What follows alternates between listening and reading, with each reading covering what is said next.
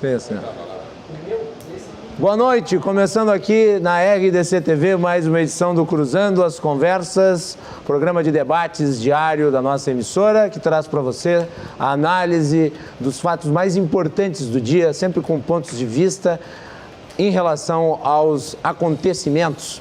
Você pode nos acompanhar pelos canais 24 e 524 da NET, sempre logo depois do Jornal da RDC.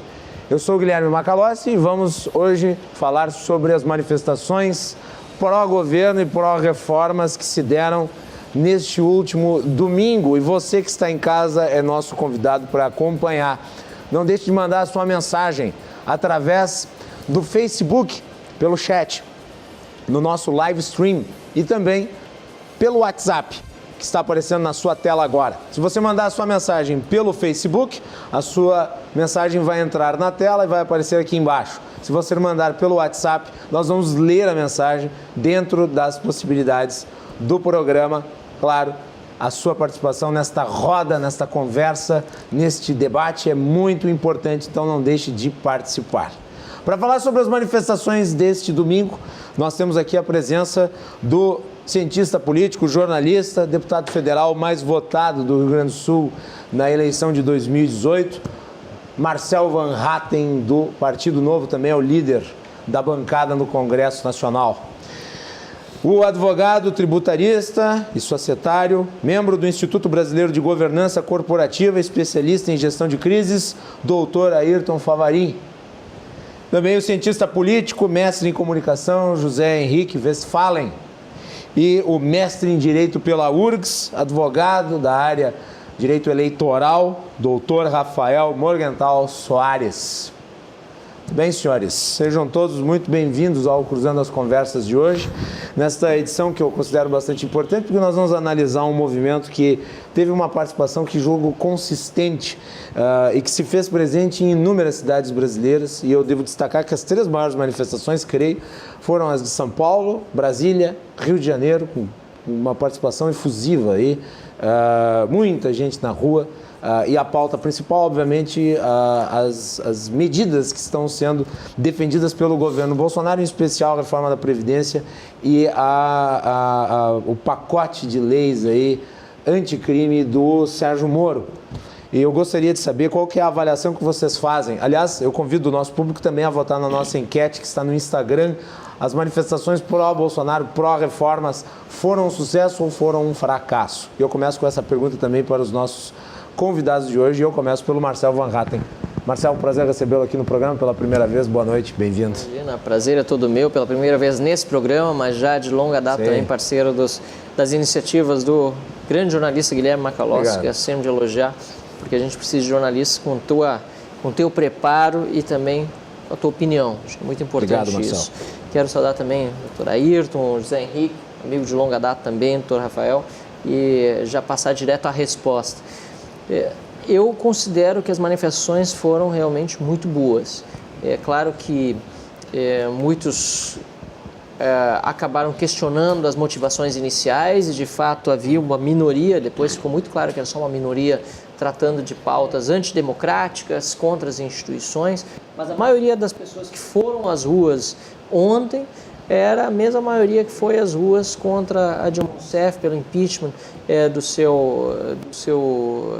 dela como presidente da República, e que demonstrou apoio nessa maioria às reformas que o Brasil precisa. Tem uma pesquisa feita na Paulista mostrando que 75% das pessoas que foram às ruas disseram que o interesse delas era dizer que eram favoráveis ou que são favoráveis à reforma da Previdência, o que é algo inédito no Brasil, o povo ir para as ruas para pedir uma reforma da Previdência.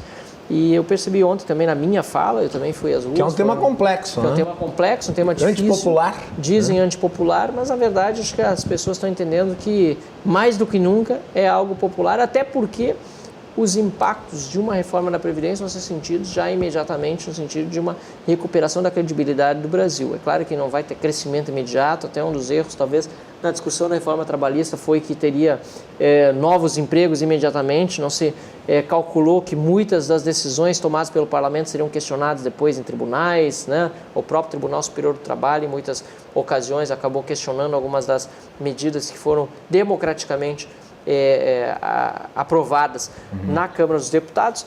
Nós não podemos vender ilusão, mas o fato é que sem a reforma da Previdência nós não conseguimos passar a discutir as outras reformas. E é por isso que o povo está percebendo que é preciso ter uma reforma da Previdência e defendendo isso. O seu partido não apoiou de forma institucional as manifestações, mas você estava presente aqui em Porto Alegre no Moinhos de Vento, né? Não apoiou e eu acho que foi certo. O que tu levasse a tomar a atitude pessoal de ir lá? Bom, em primeiro lugar, não apoiou porque eu acho que é certo não apoiar mesmo. Acho que institucionalmente nenhum partido deveria apoiar uma manifestação que é do povo, né? E talvez isso foi um dos grandes erros do próprio PT no passado, de confundir partido com sociedade, né? Ou de minoria tomar parte pelo todo, né? Então, e ficar agarrado que o Novo fez certo e não fez certo, e não só certo em dizer que não apoiava institucionalmente, como também fez certo em dizer que a liberdade de manifestação está aí para todo mundo e quem quisesse ir dos filiados teria todo o direito de assim fazer. Tanto é que eu fiz, e muitos filiados do Novo fizeram. Havia inclusive gente com camiseta do Novo, eu vi ontem lá de cima do caminhão, até fiquei surpreso, e em nenhum momento houve nenhum tipo de rechaço de quem estava ali em volta, mas de fato a manifestação não foi partidária, de nenhum lado, nem no partido do Presidente da República, que teve uma maioria de pessoas que participaram da manifestação. Filiados a esse partido, afinal de contas, os próprios deputados do PSL acabaram convocando. Eu não convoquei. Eu estive lá como cidadão, fui chamado a falar no caminhão e lá eu deixei bem claro a independência do partido. Inclusive disse que nós temos uma divergência com o presidente Bolsonaro quando ele não defende a privatização de todas as estatais. Nós achamos que a Eletrobras e a Petrobras, por exemplo, precisam ser privatizadas também. Fui aplaudido quando disse isso, que ainda talvez tenha sido mais surpreendente, e declarei apoio incondicional às reformas do Guedes e também à lei anticrime do juiz Sérgio Moro. Eu acho que o impacto foi muito positivo também para o Partido Novo nesse caso, porque mostrou que, apesar de institucionalmente não estar apoiando, as pautas que interessam ao Brasil têm o nosso apoio. Muito bem. Marcelo, só uma curiosidade em relação à sua participação ontem. Isso foi muito aplaudido, mas ao fim da sua manifestação levou uma pequena vaia. O que aconteceu? A vaia, na verdade, ali ficou muito claro, não foi para mim. Foi ao MBL, infelizmente, que, infelizmente, repito, se colocou contra as manifestações dos últimos dias. Acho que foi um erro do MBL? Foi um erro do MBL. Eu disse isso publicamente, inclusive. Eu espero que possa se retratar disso. Mas no momento em que eu falei do MBL, eu disse que era importante reconhecer a importância. É importante reconhecer a importância, é uma redundância feia, mas era importante reconhecer o quanto foram relevantes no passado recente aí pelo impeachment da Dilma, tanto o MBL como também Kim Kataguiri, que sofreu muito nos últimos dias na rede, Arthur Duval, né, o Mamãe Falei, a própria Janaína Pascoal, todos eles tinham posições divergentes, alguns já voltaram atrás, né, a Janaína inclusive parabenizando as manifestações, o Arthur Duval dizendo que ele aprendeu com esses últimos dias. Acho que é importante fazer essa reflexão, e quando eu falei nos movimentos, infelizmente, houve essa vaia, que certamente não foi para mim, fui bastante até reconhecido na hora que eu fiz a minha fala, digamos assim, mas espero que com isso também todos aprendam e que haja um reconhecimento de que era importante sim essa manifestação para o Brasil. Muito bem. Doutor Rafael Morgenthal, prazer recebê-lo aqui no programa, boa noite. Boa noite, prazer é meu estar de volta pela quinta vez. Gostaria de saudar... Primeira vez comigo, comandante. Primeira vez contigo, está sendo bom. Saudar os colegas de mesa, os telespectadores, uma referência especial ao deputado Marcel, a quem tive a honra de entregar o diploma de deputado estadual eleito em 2014, lá no TRE. É verdade. Quando ainda era servidor da casa. É verdade. E externar a minha opinião, a primeira abordagem sobre o tema numa linha mais intermediária, de observador curioso que sou. Andei pelas ruas ontem, assim como andei no dia 15. E em relação à pergunta que foi proposta, eu diria, sucesso ou fracasso para quem? Há narrativas possíveis aí. Vejam, no campo da esquerda, captei, por exemplo, a manifestação da Manuela, que minimizou o impacto comparando com o barulho que o governo Bolsonaro tem obtido com grande sucesso nas redes sociais. Então, dando a entender, aliás, uma sugestão bem direta de que existe muito mais robôs do que gente real em apoio. Também vi com atenção a opinião do Reinaldo Azevedo, que tem sido um crítico contundente do governo, e acho que é a primeira voz em âmbito nacional do jornalismo que já defende impeachment, a meu ver, uma medida completamente descabida e prematura, mas é alguém que tem audiência e deve ser levado em consideração. Então, nesse particular, o meu amigo Reinaldo Azevedo está um pouquinho exagerado nesse ponto. Mas tudo bem. Ele não pediu o impeachment desta vez, e sim quando o Bolsonaro circulou aquela carta aberta de um insatisfeito com a situação do país, um modelo de governança corrupta, palavras do Gilmar Mendes. Então, me parece que é um pouco de exagero. Por outro lado, também o governo Bolsonaro e a direita tem uma narrativa interessante, porque é a primeira vez que se vê no Brasil uma manifestação pró-governo logo depois de uma eleição. Nós estamos saindo de uma eleição traumática, de uma eleição que dividiu o país, e eu não sei se não dividiu de maneira definitiva e permanente. A gente vem vendo polarização no mundo inteiro, em função de redes sociais. E vejo itens interessantes aí em relação ao que aconteceu na eleição. Começa a se formar agora uma base de apoio com alguma cara. Vejam que a mobilização de rua em 2018 em apoio ao Bolsonaro não era propriamente uma manifestação de apoio à figura do Bolsonaro, até porque a figura do Bolsonaro não existia como tal. O bolsonarismo é um fenômeno pós-eleição. Então a gente começa a ver com alguma... Considera-se que é só pós-eleição? Quer dizer, eu considero que ele sim, que se deu o fim do ano passado, foi bem consistente, sim, até mais consistente sim, que a manifestação desse último domingo. Mas vejam, acho que a gente tem um ponto de convergência aqui. O antipetismo, o movimento contra o Lula e o PT, foi o grande elemento aglutinador dessas forças que em outras circunstâncias no Brasil seriam um pouco prováveis. A gente tem um segmento militar, até saudoso da ditadura, com apoio no discurso armamentista. Não só nisso, né? Houve realizações importantes no período militar no Brasil, sobretudo no campo econômico. Nós vemos uma linha mais técnica no governo. Eu acho que os grandes expoentes dessa linha, até por ter informação acadêmica, Paulo Guedes e o Moro, e nós vemos uma ancoragem aí também de religião, quer dizer, a bancada evangélica, e não só evangélica, né, a bancada cristã. Então é uma tríade, né, de fé, de ciência e de armas, talvez improvável, mas que se uniu em torno de uma figura que parecia viável. Então, como conclusão, eu diria que a razão está nessa disputa de narrativas, eu acho que está no meio. Sim, talvez se esperasse um pouco mais de pessoas, essa é a expectativa da esquerda, para reconhecer que sim, foi algo viável e algo importante, mas de outro lado também a gente tem que considerar que depois de uma eleição e depois das pessoas terem ocupado as ruas e terem obtido a vitória principal, que é a detenção do poder por 4 anos, é algo no mínimo curioso e até animador que as pessoas ainda estejam dispostas a sair para a rua e apoiar um governo que já tem a legitimidade das urnas. E até onde nós conseguimos alcançar pesquisas de opinião, e não saíram muitas, essa popularidade não derreteu. O governo ainda tem respaldo. Então, eu vejo, na verdade, que o grande vitorioso, para não falar em fracasso ou sucesso, o grande vitorioso, na verdade, é a democracia. Porque apostava-se que as redes sociais colocariam as pessoas numa situação, talvez, de contemplação da política, de deixar de ocupar o espaço urbano, de fazer ativismo de sofá, essa expressão do Malcolm Gladwell lá de 2010, quando ele dizia, olha, não se fiem muito nessas coisas, vocês têm que ir para as ruas se querem fazer revolução, que de fato aconteceu na Primavera Árabe. Então, o lado positivo, o aspecto positivo de todo esse movimento é ver pessoas na rua, independentemente das suas bandeiras ocupando espaço. Muito bem. Vê se falem. A esquerda, digamos, se organizou em torno da pauta da educação. Eu achei curioso, né? Porque era a favor da educação, mas tinha a bandeira de Lula livre. E conseguiram atrair um número considerável de pessoas, foram as maiores manifestações de esquerda desde 2015, 2016, pelo menos desde a época do impeachment.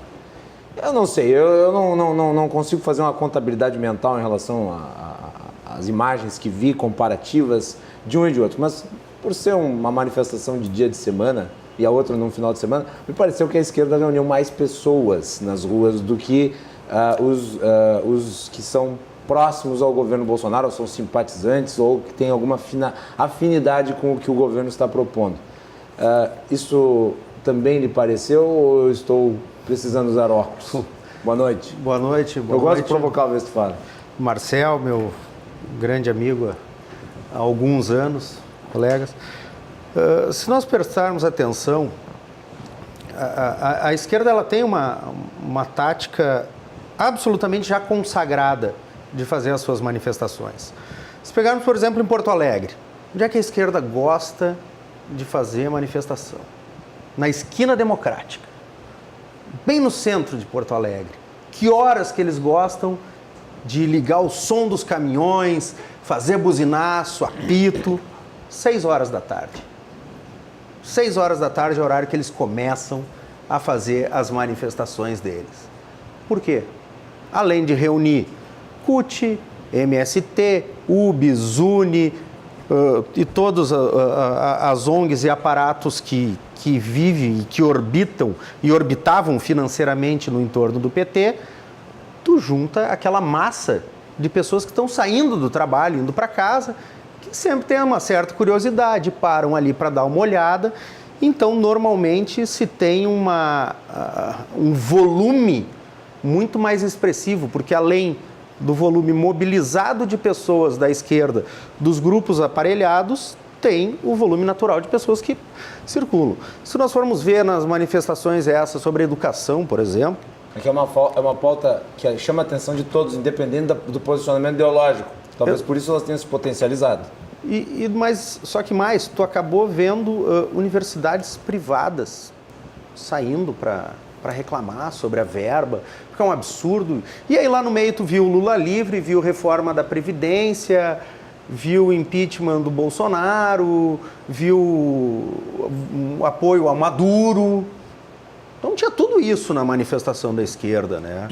Então eles acabam ocupando as pautas e levando outras pessoas que nada têm a ver com aquela pauta para dentro das manifestações. Eles acabam tendo volume, mas não passa de volume, como a gente percebeu nas últimas eleições municipais e federais. A esquerda vem diminuindo e vem minguando, né? Essa é a verdade. Mas agora eu quero falar um pouquinho sobre realmente essas nossas manifestações de domingo. Porque Juntou o número esperado de pessoas, ficou abaixo, ficou acima? Te digo que não tem como precisar esta informação por um detalhe que eu vou dar ao final, mas preciso fazer uma breve, muito breve digressão. Mais ou menos começou lá por 2010, mas vamos pegar Brasil, né? 2013, lá janeiro de 2013, que começou lá pelos 20 centavos da passagem de ônibus.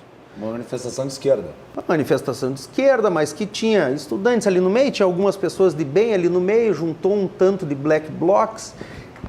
E ali se teve uma primeira mobilização grande da sociedade e o uso das redes sociais e grupos de Facebook para começar a chamar, para se organizar, para ir para as manifestações.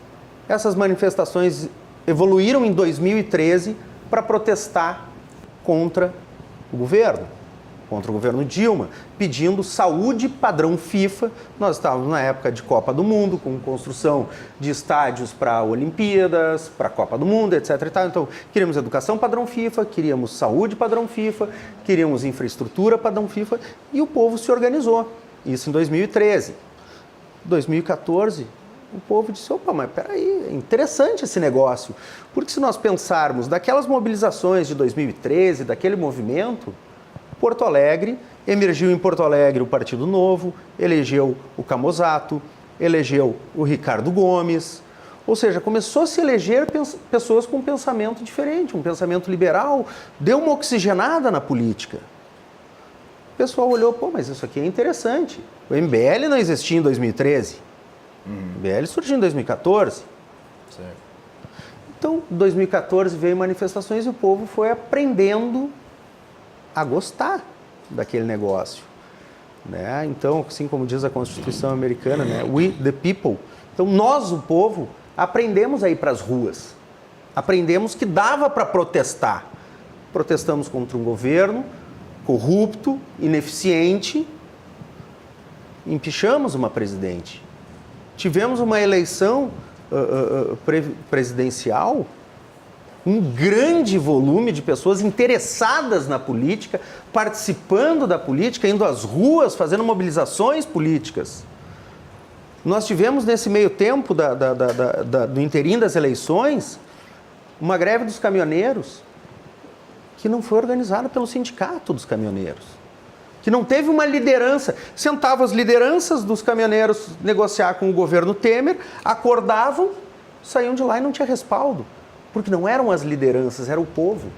Eram as pessoas que se organizavam. Então, até então, o brasileiro aprendeu que ele podia participar do processo democrático com voz e participação. Coisa que até então a gente olhava Brasília como uma ilha onde políticos e alguns empresários se beneficiavam daquela ilha e o povo ficava à parte. Então a gente entendeu que podia protestar e podia reclamar.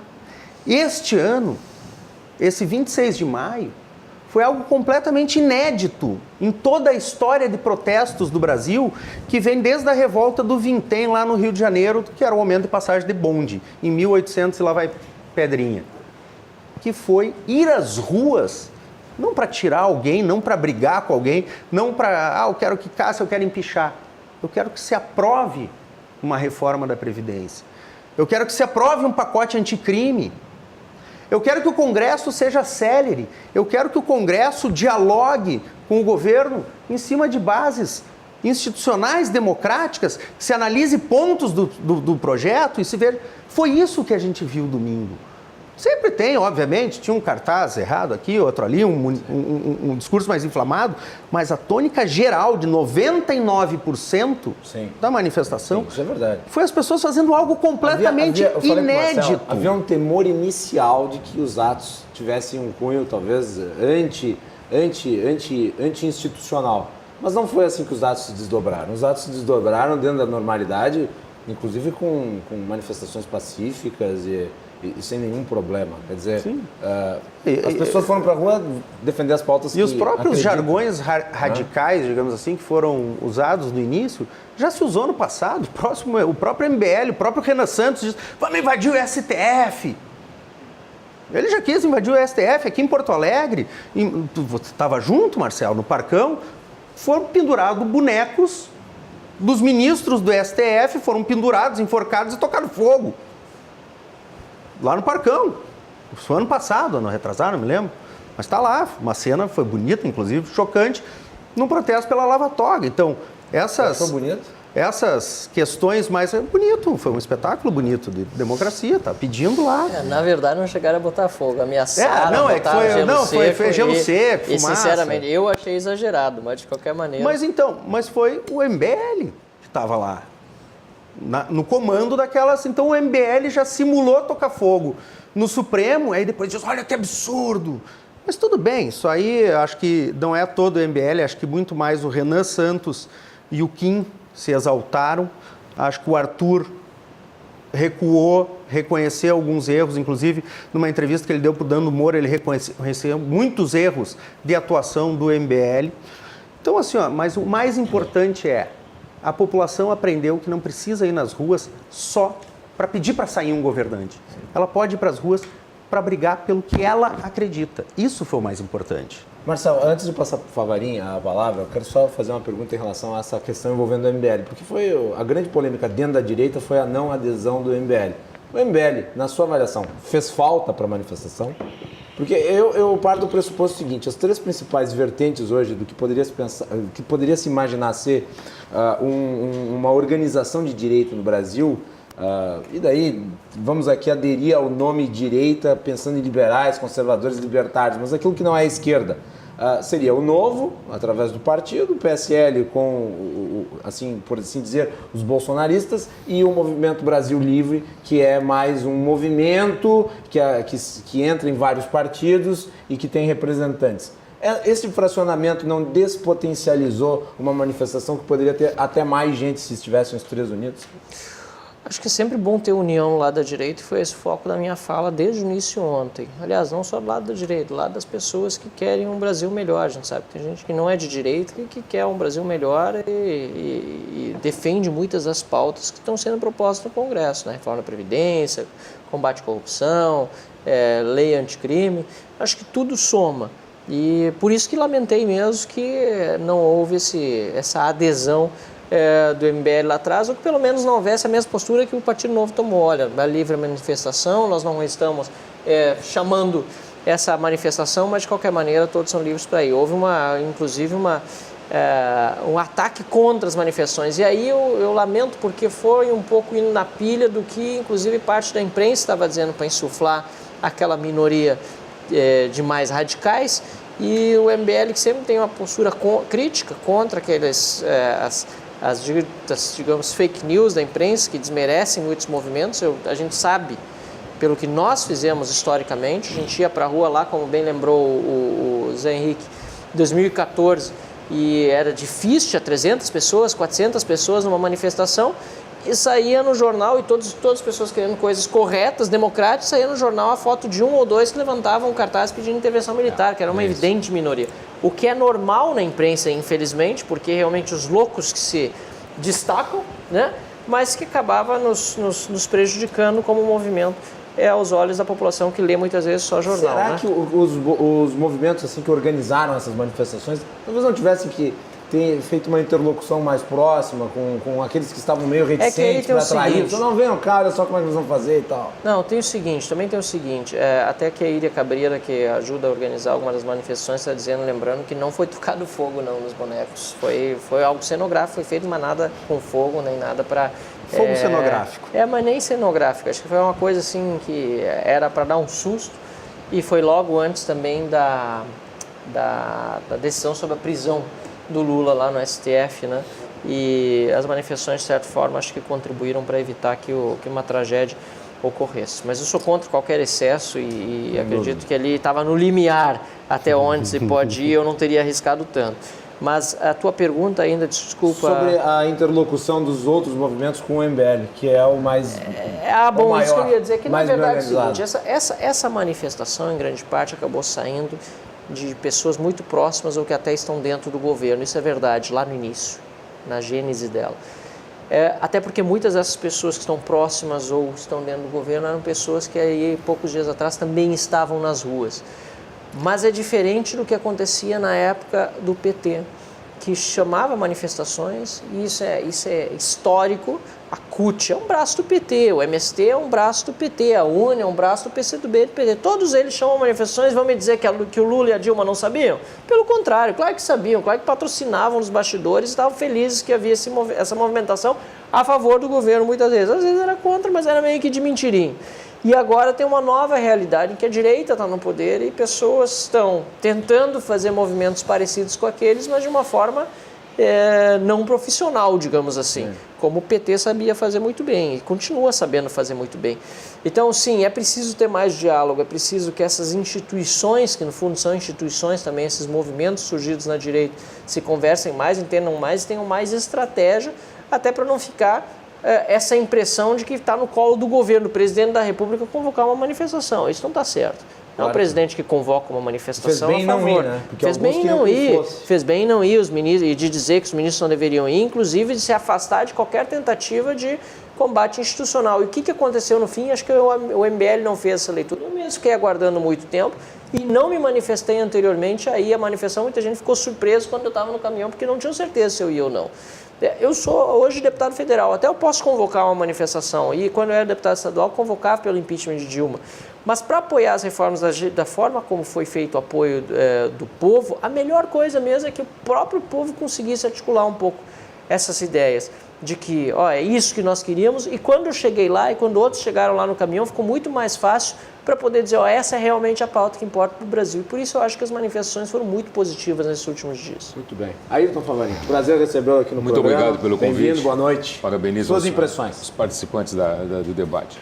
Bom, a impressão que eu tenho, de que compartilhei, e até discordando um pouco do colega, que a manifestação de ontem, elas foram robustas. Elas trouxeram uma mensagem da rua para dentro de cada casa, para dentro de cada família, de que assim, olha, nós não estamos aqui brigando por um governo de esquerda e direita, até porque a população já viu que a corrupção nesse país é ambidestra, é dos dois lados.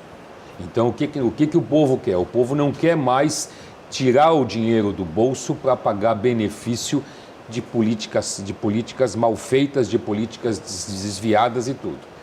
A manifestação que fizesse a respeito de como o povo começou a ver, eu discordo, tento discordar de ti, porque eu acho que quando nós começamos a falar em diretas já, o povo foi para a rua para discutir isso.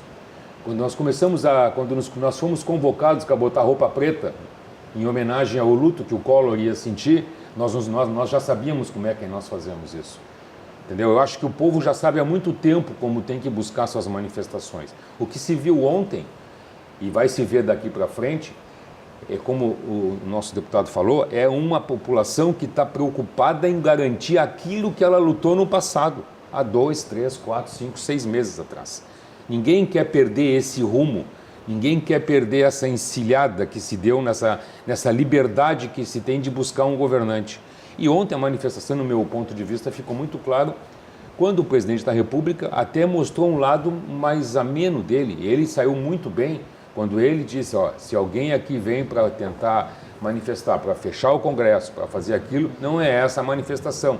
E eu acho que aí os partidos que estão contra o governo atualmente, eles caíram do cavalo no português bem claro aqui. Por quê? Porque eles esperavam que houvesse, por parte do presidente da República, uma fomentação a essa crise, a buscar uma crise para poder ter respaldo para falar na segunda-feira. Entendeu? Eu vi isso. E o presidente, a meu ver, saiu muito bem. Ele demonstrou uma força e um equilíbrio. Entendeu? E concordando com o colega Morgenthau, eu acho que nós vivemos uma plena vitalidade da democracia no Brasil. Aquela história que o Brasil é uma democracia nova, realmente somos. Mas nós hoje estamos numa plena vitalidade da democracia. Nós estamos buscando os efeitos da democracia perante todo mundo.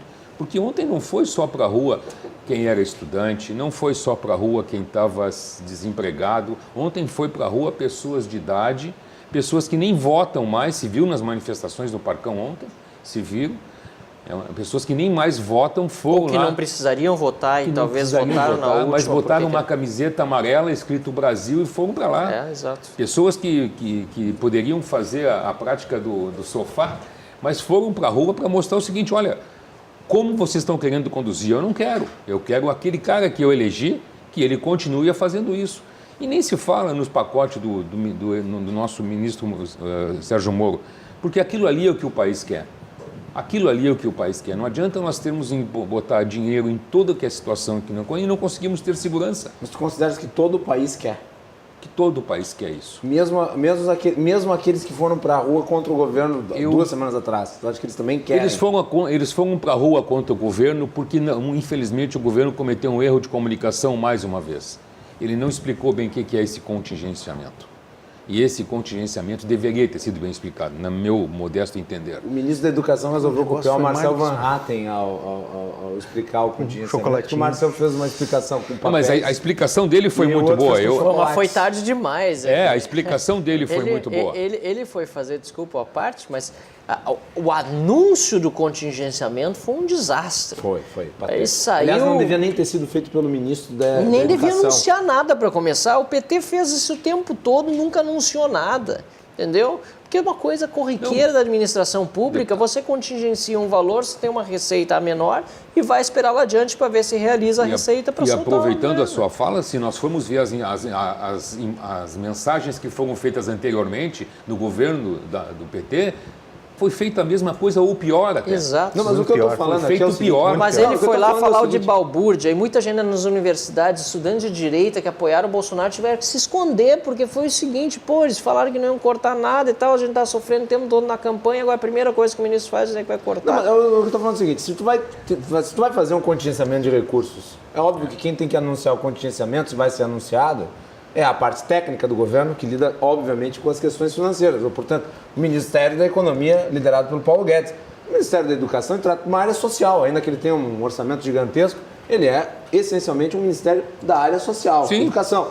E ele assumiu para si um ônus que era muito grande, que não combina com a questão educacional. Era mais fácil o Ministério da Economia ter feito. Ou seja, além do erro de comunicação, um erro, inclusive, estratégico. Exato, de quem faz o anúncio. De quem faz o anúncio. Muito bem.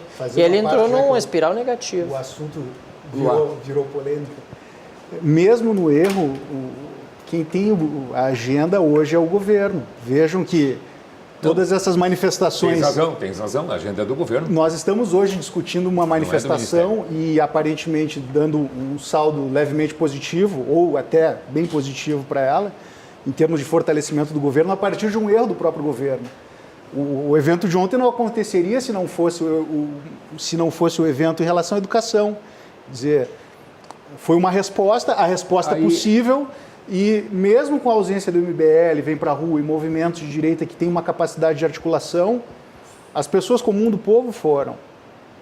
E acho que o resultado para um governante que vê que não depende mais dessas instâncias de mediação e consegue conversar direto com o povo é um ativo político impressionante. Doutor Morgental, eu vou aproveitar a tua oportunidade. Assim, eu acho que a manifestação de ontem ela veio a cair muito bem, antecedendo essa semana que iniciamos hoje. Porque essa semana nós vamos saber qual é o PIB.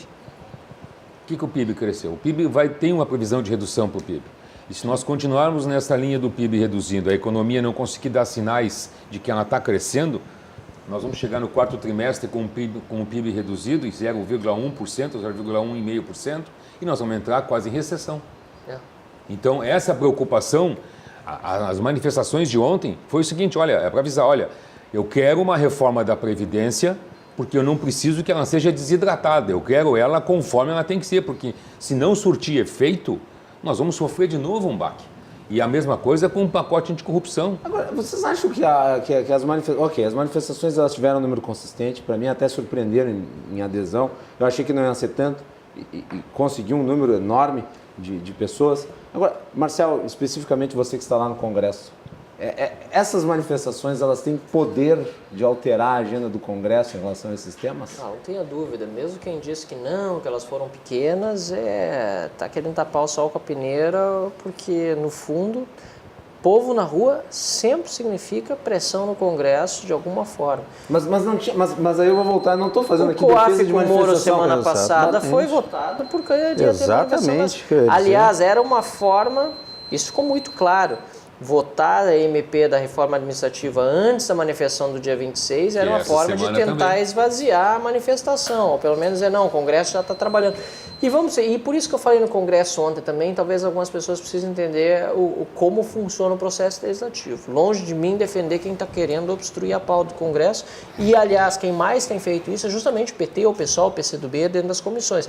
Mas existem sim outros interesses de outros deputados que volta e meia atrasam o trabalho nos congressos. No entanto, é importante lembrar que a reforma da Previdência precisa de 40 sessões na comissão especial para acontecer, não é da noite para o dia. Existe um processo legislativo. Então, tem muita gente achando, não, porque o Congresso tem que votar essa Previdência logo. Porque... Gente, se atrasou na CCJ foi porque a esquerda atrasou. E nessa questão da Previdência especificamente, que tem tanta crítica ao Centrão, o Centrão não tem nada a ver. Primeiro que a esquerda que atrasou, depois...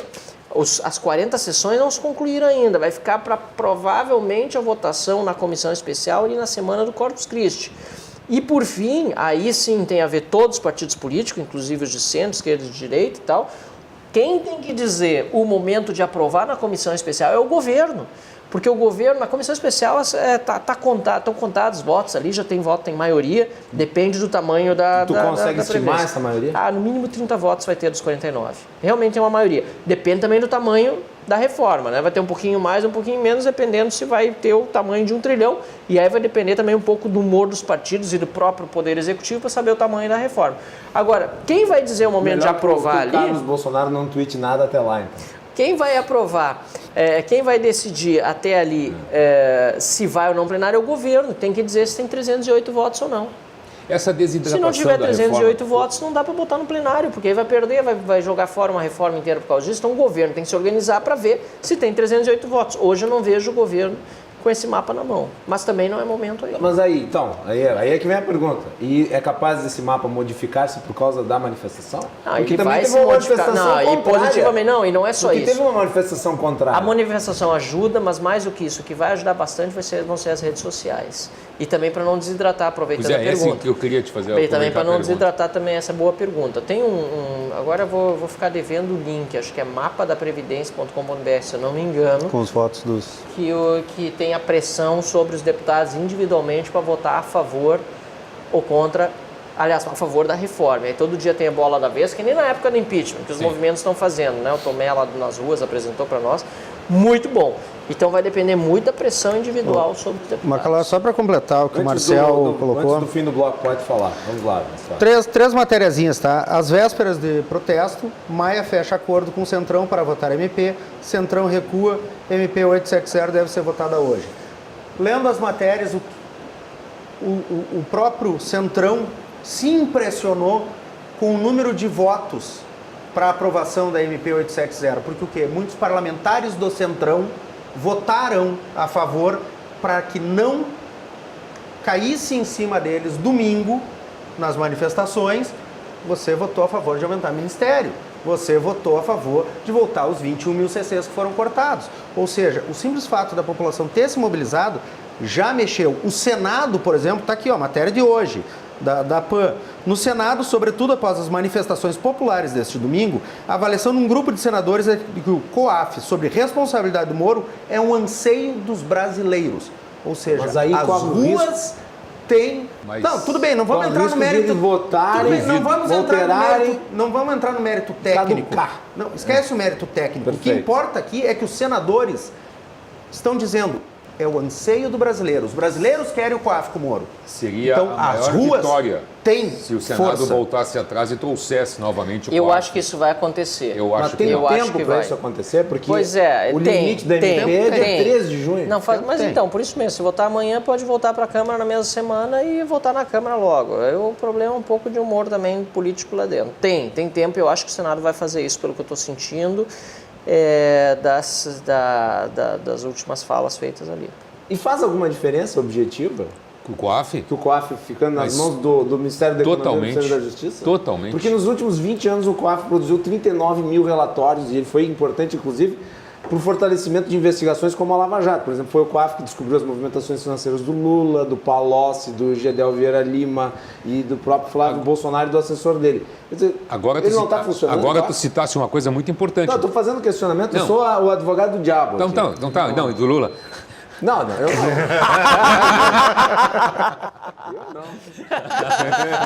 Eu não, por favor. Marinho, quer me colocar numa situação desconfortável? Vamos lá, continua. Mas eu digo o seguinte, ó, na própria delação premiada do Palocci, ele cita muito o COAF.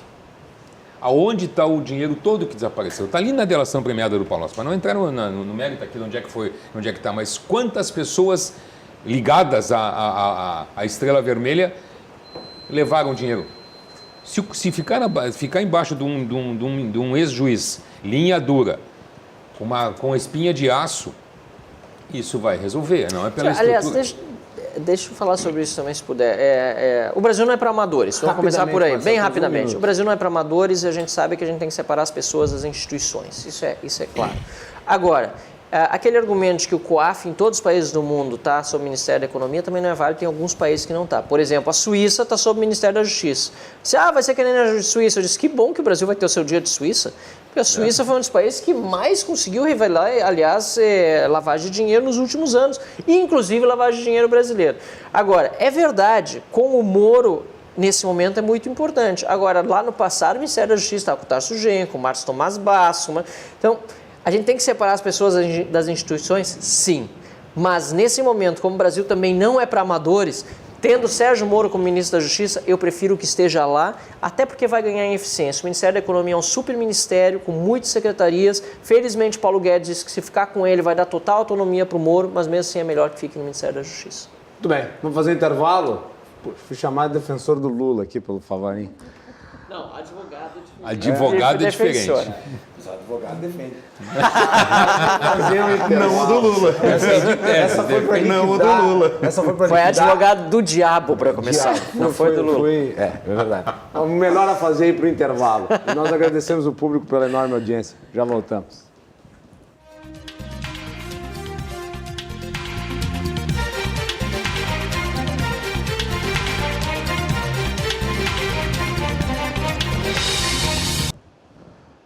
De volta na RDC TV, hoje cruzando as conversas sobre as manifestações do último domingo, que tiveram aí milhares, centenas de milhares de pessoas nas ruas. Eu não sei se chegou a milhões de pessoas, mas foi um número bastante consistente aí, defendendo a reforma da Previdência, o pacote anticorrupção do Sérgio Moro, entre outras pautas do governo Bolsonaro. Então dá para se dizer que também foi uma manifestação pró-Bolsonaro. Tinha muita gente lá com a camisa do Bolsonaro, com o número 17, né, achando que era 2018.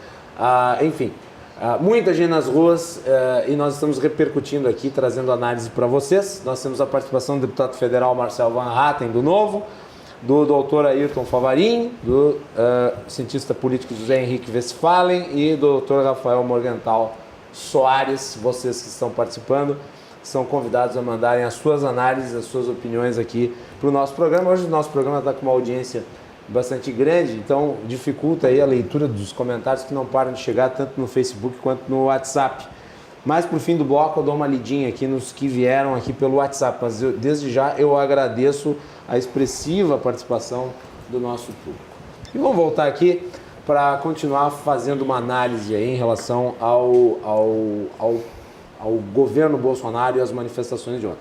O fim do primeiro bloco acabou com o Ayrton fazendo uma piada comigo, mas só para explicar direito o que eu estava colocando aqui em relação ao COAF, o que me incomodou um pouco na discussão relativa a onde o COAF deveria se inserir dentro do governo. Eu entendo que o governo tem o direito de, digamos, fazer a sua própria administração, tem autonomia para isso. Tem a sua própria autonomia para determinar quais vão ser as suas funcionalidades, quais serão as suas áreas, quem fica com quem, o que faz o quê.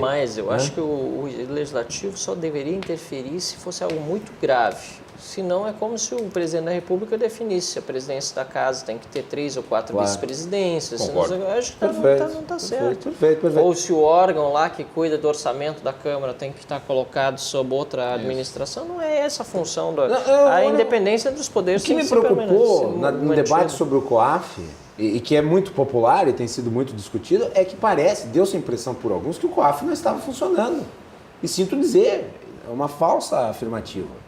O COAF produziu milhares de relatórios, eu elenquei aqui casos objetivos de casos de corrupção que foram potencializados pelo conjunto probatório fornecido pelo COAF, e não é de priscas eras, é de agora, recentemente. Então, eu acho que assim, o debate ele deve ser feito, mas ele deve ser feito sobre argumentos que sejam racionais. Eu acho que em determinados pontos, nessa questão relativa ao COAF, pesou a mão daqueles que eventualmente deram a impressão de que a coisa não estava funcionando, que por isso era melhor ficar com o Sérgio Moro. E daí eu até fiz uma postagem provocando, que parece até que o Paulo Guedes, né, talvez não tenha moral suficiente para coordenar o COAF. É uma mudança de enfoque, né? Uma coisa é tu alocar um órgão dentro de um Ministério da Economia que está preocupado com o desempenho econômico. Então, como esse relatório vai ser lido é muito diferente de como seria lido dentro do Ministério da Justiça. Claro. Especialmente agora, a gente está sendo apanhado por uma revolução tecnológica em todos os aspectos. O COAF, eu tenho notícia de que está interessado muito em criptoativos. Recém o Banco Central acenou para a possibilidade de investimento em criptoativos no montante de 20% do tamanho de um fundo. Ou seja, essa realidade chega ao Brasil. E, obviamente, o dinheiro que quer escapar, ele escapa pelo caminho mais fácil. E hoje esse é um campo a descoberto. Então, o eventual dinheiro obtido de maneira ilegal, ilícita, fraudulenta, tem sim essa válvula de escape. Então, não é à toa essa tentativa de alocação do COAF embaixo da asa do Sérgio Moro. Esse escape... Doutora Rafael, tu resumiu bem, porque, na verdade, é uma questão de visão. É como uma empresa, entra um gestor novo, ele tem uma visão mais humanista, de repente, com os funcionários, o outro tem uma visão um pouco mais dura, mais antiga. É a questão de visão. Dentro da Fazenda, tem uma visão mais fiscalizatória, de um delito fiscal, alguma coisa, uma cobrança. Dentro do Moro, não. Tem o intuito de olhar para a fiscalização dentro do COAF no combate à corrupção. E fora aquilo que foi colocado aqui, que a gente colocou no intervalo, que o Marcel trouxe bem aqui para a mesa. É uma decisão do governo, uma decisão administrativa no qual a Câmara nunca deveria interferir nisto. Como é que a Câmara vai dizer... Ela foi lá e ainda decidiu criar 2 ministérios. Criar 2 ministérios. Mas historicamente a Câmara já fez isso? Eu até precisaria dar uma pesquisada, não sei, mas eu não gostaria que não. Eu não lembro de ocasião em que uma reforma administrativa proposta por um governo ficasse sob o risco de não ser aprovada. É que normalmente os governos... O engraçado é que porque ela pode perder validade. Foi uma reforma que reduziu despesa e o governo foi lá para aumentar. Não foi o contrário, uma reforma que o governo aumentou a despesa e o Congresso disse não, vamos aumentar, vamos diminuir. Por que chegou esse ponto, Marcel? Ou seja, justamente esse é o ponto. Porque chegou nesse ponto, porque... Não, é para começar, Zé, porque assim, quem colocou essa... Aí tenho que dar razão para o Omar, do Democratas, que disse uma verdade na tribuna.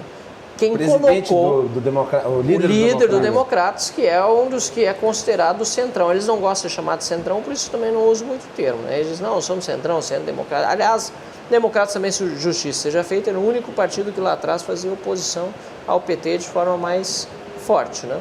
Agora, bom, enfim. Mas ele tem razão quando ele diz que quem colocou no relatório da medida provisória tanto a questão da criação dos ministérios como a questão do COAF foi o relator, que é, obviamente, quem faz o relatório, que é nada menos que o líder do governo no Senado, Fernando Bezerra. Foi o relator. Ele botou a criação dos ministérios, foi ele que fez acordo para que isso fosse colocado dentro da medida provisória quando saiu da comissão especial. Foi fogo amigo, então? Eu não sei se foi fogo amigo, mas foi o que tinham combinado, não foi sei de que forma. Mas de foi feito informação. foi feito acordo, o líder do governo, que era o relator, foi lá e botou na hora de votar o COAF, ele não votou a favor realmente, mas na criação dos ministérios, o líder do governo no Senado votou a favor. Olha aí, como é que você explicar uma coisa dessa? O próprio governo está se boicotando? E aí eles têm razão de ir para a tribuna e se queixar, não tem dúvida disso. A questão dos auditores fiscais, a mesma coisa, quem colocou foi o líder do governo lá dentro do relatório. Eu fui lá como bancada independente do Partido Novo defender. Marcel.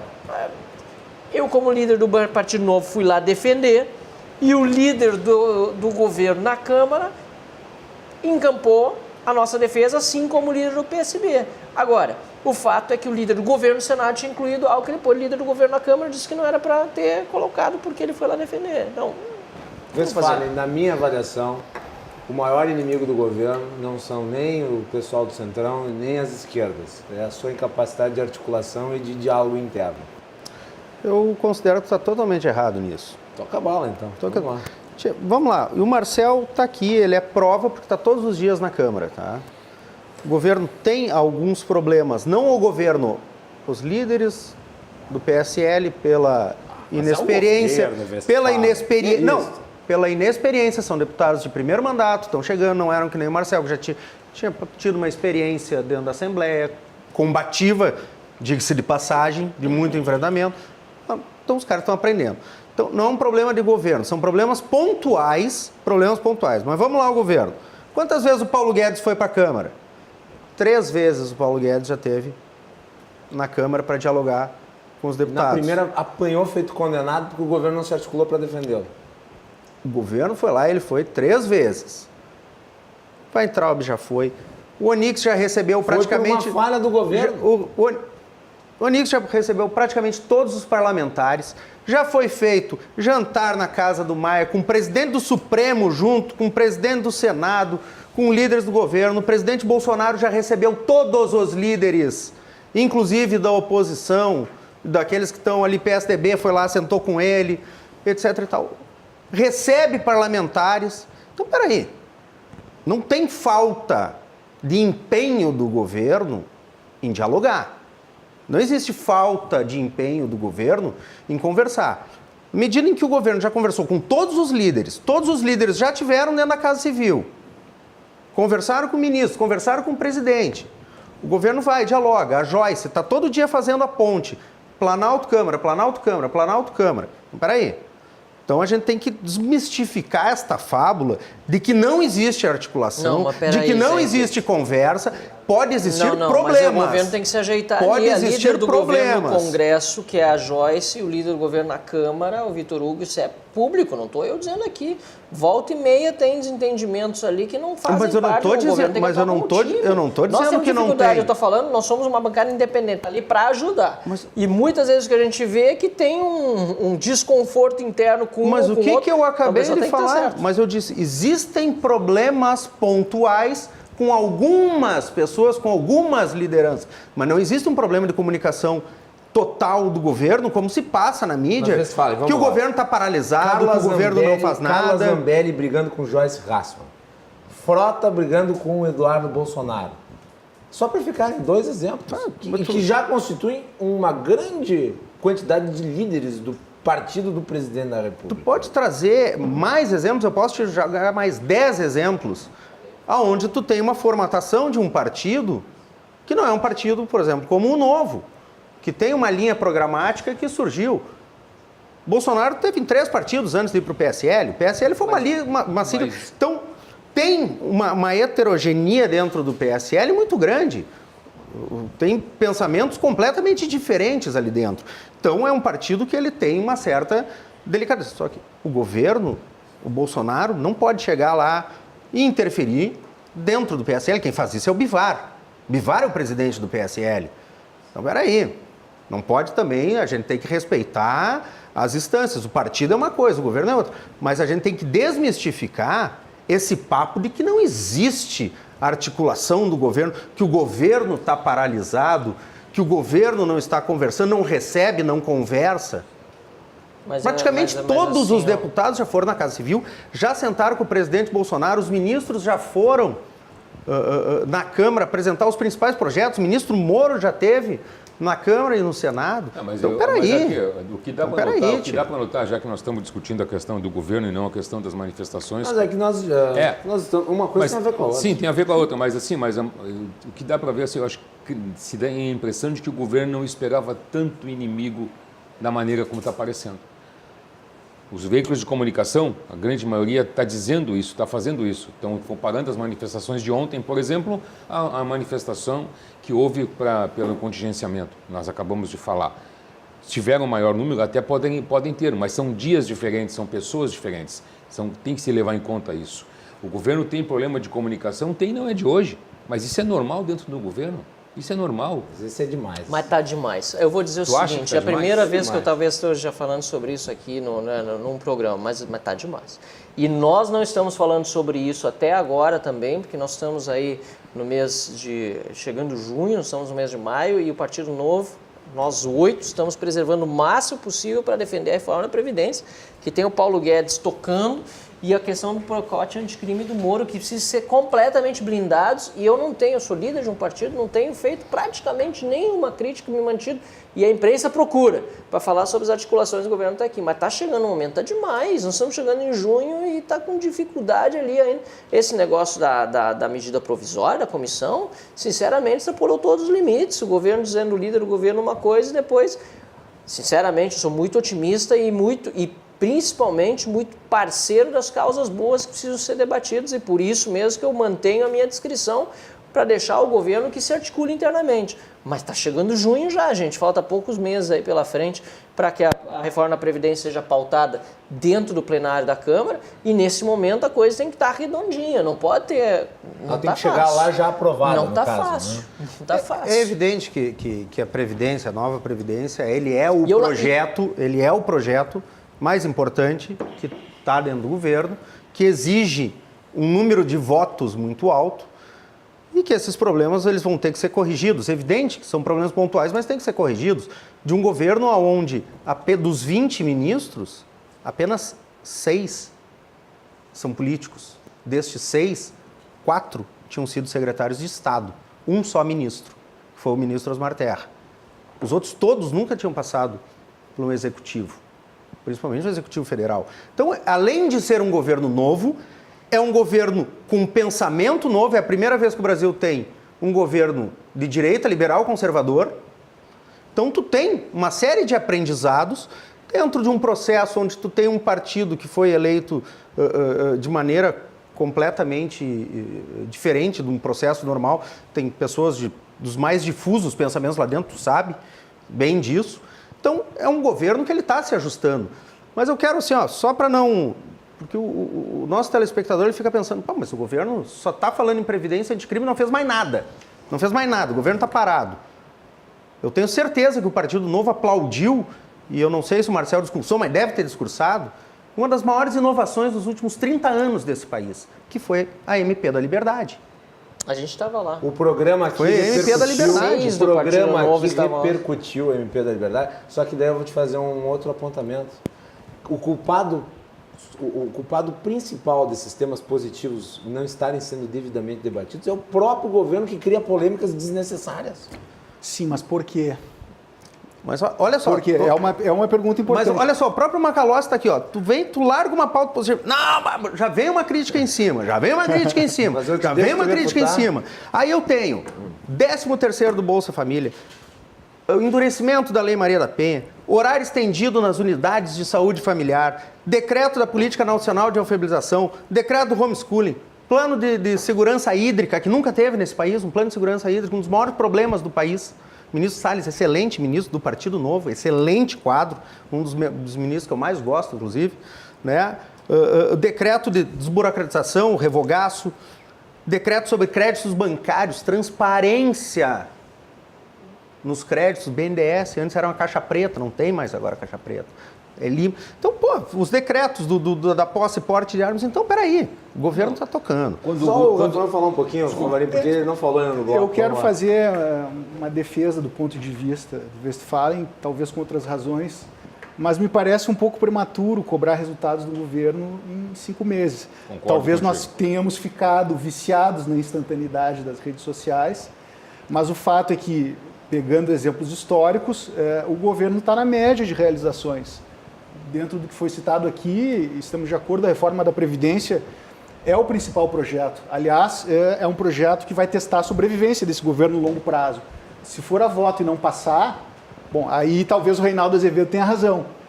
2003, final de 2003, o Lula conseguiu fazer a reforma da Previdência dele. E um cenário ao contrário, mas parecido com o de hoje.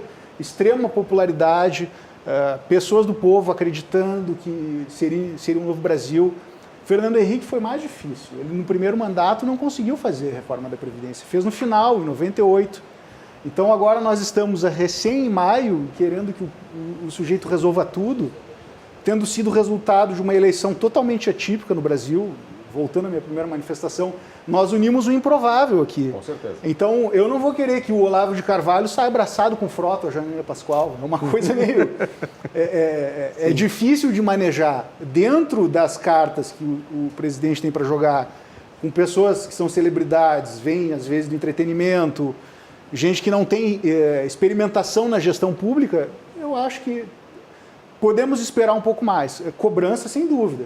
Acho que as pessoas têm que ir na rua, têm que se manifestar, mas achar que o cara vai fazer um novo Brasil em 5 meses... Não vai Não, conseguir. mas não é esse o tá ponto. demais. E realmente Mas- tem muitas coisas positivas. Nós, de novo, estamos apoiando muitas das reformas que estão vindo e MPs que foram assinadas. O Novo, aliás, eu acho que foi o partido que tem sido mais assíduo nisso, inclusive na MP da Liberdade Econômica. Nós Mas tu estivemos fostes lá. muito elogiado pelo ministro Paulo Guedes. Tinha 7 dos 8 deputados federais do Partido Novo, e fiquei muito contente com isso. Infelizmente no partido presidente tinha só um, e pelo que nos constou depois é porque tinha faltado convite. Eu achei muito engraçado, porque, a maior bancada, quem tem que estar do lado, e não sabia que estava acontecendo aquele. Então é isso que eu estou dizendo. E quando eu estou vendo várias pessoas dizendo, não tem que ter articulação, vocês têm que fazer, estou vendo aqui nos comentários, o Congresso tem que fazer a sua parte, eu não estou nem falando de articulação com os outros partidos, estou falando realmente de articulação interna, que foi isso que o Macalossi disse. Brigas internas que não levam a nada, e que a gente está vendo acontecer, inclusive fora do Congresso, entre os movimentos, etc e tal. Que a gente tem que ter, realmente, primeiro, uma articulação muito forte interna, estou falando realmente ali do governo, das lideranças dentro do Congresso, e eu digo de coração, de peito aberto, eu sou o que mais estou, não só torcendo, mas trabalhando para isso. Eu não falando sobre problemas internos, eu já estou ajudando muito, porque nós somos um partido independente e a gente tem buscado aproximar o máximo possível todos os atores dentro do próprio PSL, um trabalho que, aliás, precisa ser feito dentro ali e também com outros partidos. A gente está aí sempre para ajudar o Brasil, é isso que a gente quer. Favarin, depois tu fala, nós bom, vamos fazer perfeito. um intervalo, nós estamos estourando o limite e voltamos em seguida com o Cruzando as Conversas.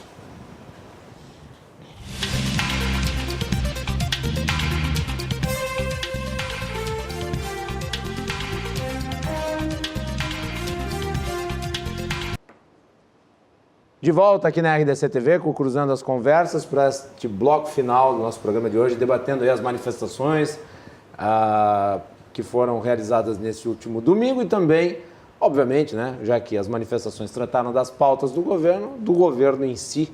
E nós temos a presença aqui hoje do deputado Marcel Van Hatten, líder da bancada do Novo no Congresso Nacional, lá na Câmara dos Deputados, também o Dr. Ayrton Favarin, o José Henrique Westphalen, que é cientista político, e o Dr. Rafael Morgenthau Soares. Veio uma mensagem antes ali que eu li, que estava passando na tela, culpa sua. O telespectador disse, mas esse apresentador é meio de esquerda. Vou perguntar pro Marcelo Van Marcelo, você acha que é apresentador de esquerda? Nossa! Tá bem. Fora de discussão. Eu te peço desculpa, eu te imputei um rótulo que tu não tens. Tô brincando. Apelido pega, hein? Não, mas não tem problema.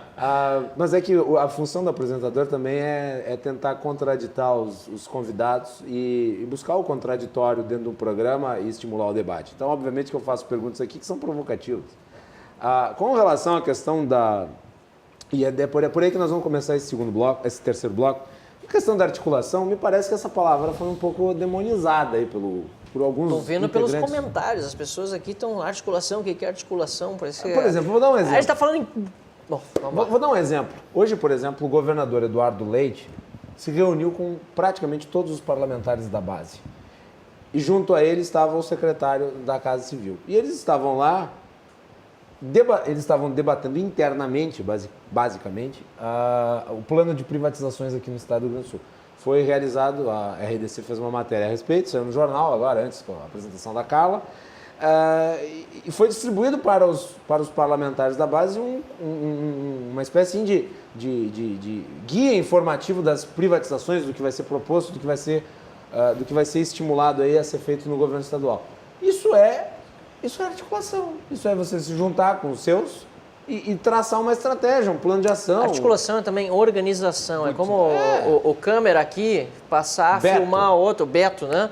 O Beto começar a filmar o doutor Ayrton aqui enquanto eu estou falando. Isso é desarticulação, não tem como, ele tem que filmar o Marcel. O doutor Ayrton vai ser filmado por quem aqui? Pelo Chico? Pelo Chico. Quando eu falar, vai ser o Chico. Agora, se fizer ao contrário, vai dar problema, vai dar desarticulação, Um desorganização. exemplo de articulação Isso desse também governo, é que eu acho que foi um exemplo muito feliz desse governo de articulação, deve ter pensado o seguinte, como que eu posso reduzir a resistência nas situações com a esquerda? Como é que ele fez? Ele reduziu o longa-manos do PT.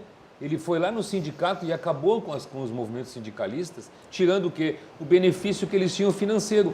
Com isso, esvaziou o sindicato, era um clamor da população. Nós tínhamos quase um faturamento de 3,6 bilhões por ano de dinheiro de sindicato. Ele fez um clamor da população, hoje ninguém mais quer falar, se associar. Isso é articulação para reduzir a resistência. Agora, eu também não posso deixar de lembrar, e é importante a gente ressaltar aqui, que o Bolsonaro foi sim eleito apesar da imprensa e apesar dos partidos odiarem ele, esse ódio não se aplaca Claro. Em 5 meses. Não. Pelo contrário, ele fica até guardadinho por uns meses, teve a lua de mel muito mais curta. É verdade que há muitas iscas jogadas, inclusive por jornalistas e por políticos. O problema é morder as iscas. E tem muita gente mordendo as iscas e dando amplitude para discussões muito menos relevantes que não precisariam estar na ordem do dia hoje. Nessa linha, o que o Paulinho da Força disse faz umas 3 ou 4 semanas, nós não podemos deixar o Bolsonaro fazer isso, senão ele vai se reeleger. Isso é o receio. Tu vai exigir isso demais foi do um Paulinho da absurdo. Força. Mas isso é um receio. Mas isso, aí ele vocalizou o que realmente muita gente... Nós estamos numa encruzilhada muito difícil. É que aí uma declaração que nem o do Paulinho, que foi uma declaração estapafúrdia, Não. dá vazão Não para foi esse estapafúrdia, tipo de... foi daquela cabeça que ele tem. Mas dá vazão para As esse pessoas- tipo de as discurso pessoas que só o entregam o que Congresso tem. é só articulação. As pessoas só entregam Que o a que tem. articulação Não dá pra é pedir isso. mais do cara. Hoje Ele só eu vi pode fazer isso. Estava escutando um programa no rádio hoje à tarde. Tem um comentário que chegou, tá muito óbvio que o Congresso é o problema do Brasil. Ou a solução do Brasil. Uma o poder matéria, mais democrático. uma matéria do governo Temer, quando ele tentou fazer a Previdência do governo Temer. Está no jornal, escancarado. E na época os jornalistas também não tinham a mínima vergonha de divulgar e botar como headline um troço desses. Presidente Temer autoriza Rodrigo Maia a negociar cargos para aprovar a Previdência. Manchete do jornal, Verdade. estava lá. Então o quê? Se ficou com esta questão de que a articulação dentro do Congresso é apenas isso. Existe uma parte, evidentemente, do Congresso Claro. que é isso. Mas existe uma grande maioria de deputados que estão trabalhando e querem aprovar. Agora, A se o Previdência presidente quer vai se aprovar. reunir com o parlamentar, o parlamentar resolve vender a alma para aprovar determinada pauta, o que o presidente tem que fazer é denunciar. Claro. Isso não é prevaricação, inclusive. Claro. Claro. Agora não adianta ficar nesse discurso, não, eles querem tirar cargo, não sei o que e tal, e fica no discurso genérico, não apresenta nenhum caso objetivo do que aconteceu. E outra coisa, dizendo, não, o presidente fez sua parte, agora é a parte do Congresso. Não é? Senhor, o governo tem que ajudar no convencimento, com os argumentos, com os dados técnicos dos deputados. E isso é absolutamente natural em qualquer democracia. Mas o governo não deu esses dados? Estão os dados, mas o líder do governo está ali para isso, para conversar, para tirar dúvida, para tudo isso. Então, e essa parte o governo tem feito também. É importante chamar a atenção disso, para as pessoas não acharem coisas que não têm a ver com o dia a dia do trabalho de um parlamentar, o dia a dia do trabalho das relações executivo-legislativo, e não no Brasil, em todo o mundo, e principalmente no mundo em que as democracias funcionam melhor. Morgenthau, Tem um ditado bastante gaudério que diz que o uso do cachimbo entorta a boca. Nós temos um Congresso já treinado e doutrinado à subserviência perante o Poder Executivo. Isso não foi inventado nesse governo, é um defeito talvez até do nosso arranjo constitucional, o que demandaria uma perigosa reforma mais profunda, né? Porque aquilo que é ruim pode piorar. Poço não tem fundo. Então a gente pode ir mais além nisso. O que é novo, talvez, é pela primeira vez um presidente assumir publicamente como é a mecânica, algo que foi revelado pela Lava Jato, e eu não sei se foi levado às últimas consequências, mas de fato nós descobrimos como é o intestino do poder e não gostamos disso. E talvez a eleição do Bolsonaro também passe por uma esperança de que a relação entre executivo e legislativo seria tratada de outra forma. Agora nós temos que achar essa forma, porque se não é troca de espaço político e não é entrega de dinheiro, é o quê? Que tipo de outra oferta um governo pode fazer? De fato, o governo pode explicar, pode se empenhar, pode abrir as portas, e as notícias que nós temos é que os ministros estão abertos. Inclusive saiu uma notícia esses dias de que o Sérgio Moro foi o ministro que mais recebeu parlamentares. O dito antipolítico é o que mais está dialogando. São as contradições do nosso Brasil. Foi elogiado, inclusive, pelo Rodrigo Maia, pela sua O que articulação. o político teme? Teme Qual é a o rua, temor de cada político? teme o povo. Mas aí a gente vamos entrar num debate ainda mais profundo, que é o Temos 5 debate minutos de programa. institucional. Tá, mas não adianta, então. Vamos ter que marcar o outro debate. Não, mas São é o todos seguinte, convidados para voltar. nós temos um sistema presidencialista de coalizão que faliu em todos os lugares do mundo. Aqui no Brasil ainda tem esse nome de presidencialismo de coalizão, né? O presidencialismo está embaixo em todos os lugares em que está... que hoje está na moda, mas tá as pessoas se na América referem Latina. errado a ele, né? E o parlamentarismo que deu em muitos lugares certo e que permite justamente que governos possam ser substituídos se estiverem com problemas graves, como acontece, está acontecendo agora na Espanha, etc., mas não separa a figura de chefe de governo de chefe de Estado, né, em que há uma moção de confiança, uma base parlamentar anterior. Isso faz falta no Brasil. Nós não temos uma base parlamentar anterior que dê sustentação ao governo. Para nenhum governo. E se a gente não conseguir migrar para esse sistema, nem que seja no médio prazo, né, nós vamos continuar fadados a esse sistema de relações entre executivo e legislativo extremamente conflituosos. Muito bem. Nós vamos ter que caminhar para o encerramento do programa, mas eu queria só chamar para o resultado da enquete no Facebook. Não precisa filmar, porque nós vamos botar na tela, Chico. Nós fizemos uma enquete no Instagram perguntando se as manifestações pró-Bolsonaro foram um fracasso ou um sucesso. Está aí o resultado. 61% dos votos disseram que foi um fracasso, 39% disseram que foi um sucesso. Mas é uma enquete. Enquete não tem, obviamente, valor científico, é só um registro da participação de um segmento objetivo do público. Óbvio que se a gente fizer uma enquete no Facebook agora, pode ser que o resultado seja absolutamente diverso desse que nós colocamos aí ao ar, mas é para buscar maior interatividade dos diversos públicos do programa. Nós vamos postar continuamente conteúdos exclusivos no Instagram para que vocês também participem por lá. Então não deixem de seguir também @RDC TV Digital, tá bem? Eu vou dar aqui 20 segundos de despedida para cada um dos nossos convidados. Eu gostaria de agradecer enfaticamente a todos. Começo pelo Ayrton Falarin. Obrigado. Olha, o Brasil vem de um fosso. Nós estávamos dentro de um fosso e a única escada que nós tínhamos, nós estávamos queimando os degraus e não conseguimos sair. Agora nós estamos aprendendo a construir pontes em vez de fosso. E é isso que nós temos que continuar fazendo. É essa força que o povo tem, essa confiança no governante e esse ataque sem fronteiras à corrupção. E é importante que essas construções não sejam feitas por empreiteiras, né? É importante. As empreiteiras aí que nós já conhecemos. Bom, então, obrigado. Bem, eu vou honrosamente me filiar à minoria. Acho que, do ponto de vista do governo, existe aí um ganho nessas manifestações, uma mobilização sem os atores que convocaram as mobilizações no período eleitoral. Acho que o grande desafio do presidente agora é organizar a sua base, diferente do Lula e do próprio Fernando Henrique, não é um líder partidário, aliás, ele caiu de paraquedas no partido, então talvez isso aí seja o maior risco à durabilidade desse governo. Inclusive o impeachment não pode estar fora do cenário, né? Hoje todas as cartas estão na mesa. Eu espero que a gente não caminhe para isso. Impeachment agora é completamente inadequado. Foi o Reinaldo Azevedo que falou e é um sujeito que tem audiência, então... Não, tudo bem. Só reverberando, só retuitei. Perfeito. Vê se falem, sempre um prazer. As 3 grandes manifestações de 2015 tiveram, segundo a polícia, 2,4 milhões, 701 mil, 879 mil. E aí em 2016 chegou a 3,6 milhões e derrubamos a presidente. Então, 2,4 milhões caiu para 700 e ficou em 800 mil. Para quem diz que a mobilização do dia 26 não foi boa, nós tivemos 800 mil pessoas na rua, com certeza.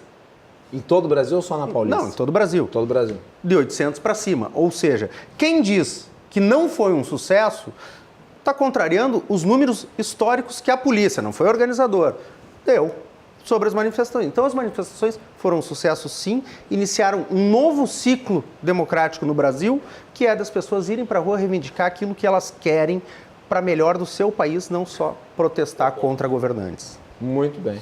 Marcel, muito obrigado por ter vindo ao programa, atendendo ao convite. Imagina, não, eu estou muito agradecido, realmente, por estar aqui, feliz por estar na companhia de vocês, os debatedores aqui também, e dizer primeiro, a questão do parlamentarismo, como eu disse, necessitaria de mais tempo. Ninguém está advogando por isso nesse momento, pelo contrário, todas as vezes que foi implementado com o Congresso já em andamento, deu errado. Você faz uma transição de sistema elegendo as pessoas, prevendo que o sistema será implementado adiante com essas pessoas que são eleitas. Então, obviamente, isso aí está fora de questão para o curto prazo. Só para deixar claro, porque algumas pessoas questionaram nos comentários. E, no fim, considero que foram, sim, um sucesso as manifestações. Acho que é sempre bom ter povo na rua, é sempre bom ter povo pressionando a classe política, independentemente do lado que você estiver, se você é oposição ou se você é situação, sempre saudar o fato de que as pessoas vão às ruas para pedir um país melhor. E, nesse ponto, as manifestações foram, sim, um sucesso. Muito bem. Só terminar lendo um último comentário. Eu nem tenho Instagram, nem outra rede social e enquete, que o apresentador diz que é apenas uma enquete, e é apenas uma enquete, referendo a minha opinião, contrária à dos 5 unânimes do programa. Eu não disse aqui que eu disse que a manifestação do governo foi um sucesso, é verdade, mas eu também acho que a manifestação da esquerda foi um sucesso. Então é importante ter esse ponto de vista. Mas obrigado pela mensagem. E é uma enquete não é pesquisa. E nós temos que encerrar o programa agradecendo a todos pela enorme audiência e aos nossos debatedores nesta edição de segunda-feira do Cruzando as Conversas. Nós voltamos amanhã para falar sobre Dia da Liberdade de Impostos. Boa noite e até mais.